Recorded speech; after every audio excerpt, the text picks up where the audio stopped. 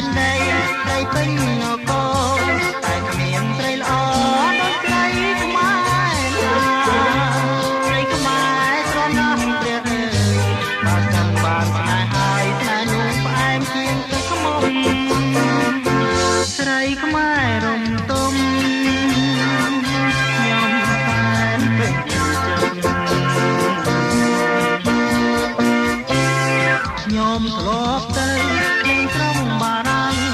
អាមេរិកអាល្លឺម៉ង់អង់គ្លេសតែគ្មានត្រីឡទេត្រីនោះមានតែស្នេហ៍តែស្វាងចិត្តតែភក្តីចាញ់ត្រីខ្មែរទេត្រីខ្មែរល្អ